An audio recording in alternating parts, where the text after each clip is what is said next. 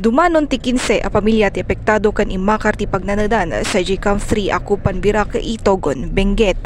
Sigun ti panakimantayo kan ni Nestor Martiliano Jr., kapitan ti Barangay Birak Itogon, Benguet, adag ito'y totally damage kalpasan ti panagduprak dagiti bagyo ng runa iti bagyo ani Emong.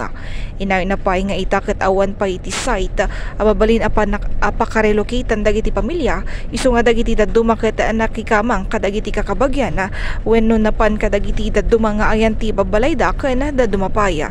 Nananapay ang awan matan ti pulos ngagnanaed sa Jaya. Malagsig ti dayta apektado matlang ti pagadalan ani pasdag sa Jaya kalpasan asaan matlanganen anatalgad daytoy. Gaputi dayta dagiti estudyanteng agad-adal sa Jaya ket naiyakar kadagiti daduma a pagadalana. Sigon kani kapitana dumanon ti nasurok 100 nga estudyante manipod ti naso a pagadalan itiya na i-transfer. Ngam nagbalin a concern dagiti estudyante kan paryentes ti panagbiyahe dagitoy paturong ti nakayakaran a baro a pag-eskwelahan dagitoy.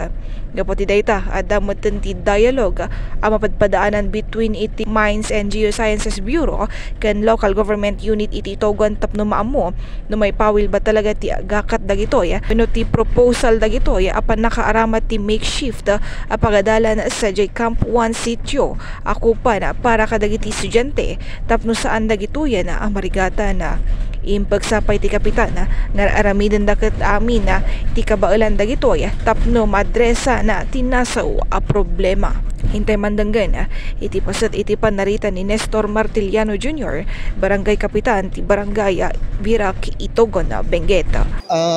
As of now kasi gamin ti naging nangyari jay napanday iti relatives da nakigyan and nagkita da duma nga makaran da. So EJ relocation site awan pa lang ti definite nga patayo. Kas lang po natin sir, at dati nagatan pero parang danger area din pala. No diyay dati diayan. When dati nga kadaitan numahaan nga from EJ Akupan hanggang isuda. When EJ baka dayta just sinkhole area ID. I-check ni manen tapno tis mamuan mino pa manuti adagamin dagi nagaw-awi dun and dagi dumakat medyo okay damot well, mas prefer damot ti kasi mas prefer dang agyan ti relatives nga rod amo tayo matiti kailyan handala unay agyan iti ko evacuation center JT medyo pagtungtungtungan mi with MLG municipal government napandang nga rin makar di may isang school. So, ti concern, di parents and teachers, kat di nga pa nagbiyahe naman lang nga pan di school and di balbalayda. Ti maki-discuss kami with MGB. Actually, at dati nakaset nga dialogue kinsuda, MGB and DepEd. Hopefully, once and for all, kat maadresan, no, inya, no, bawal ba nga talaga, di makeshift classroom nga ipropose mi kung may kan dagi PTA jay kampuan Akupan.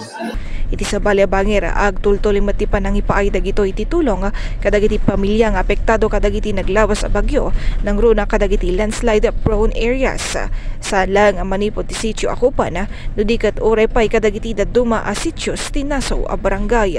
Dagitoy atulong ket kas kumay ti panakaipatong paltitupad ken package of livelihood manipod ti naduma-duma nga ahensya kas kumay Department of Labor and Employment. Dakkelmet atulong kadakwaday iti panakadeklara ti munisipyo iti Itogon ti State of Calamity kaputa na usarda ti Quick Response Fund adumanon iti 30%.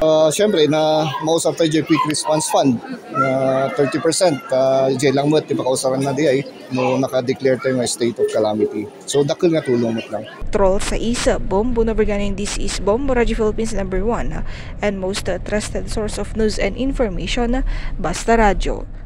Bombo!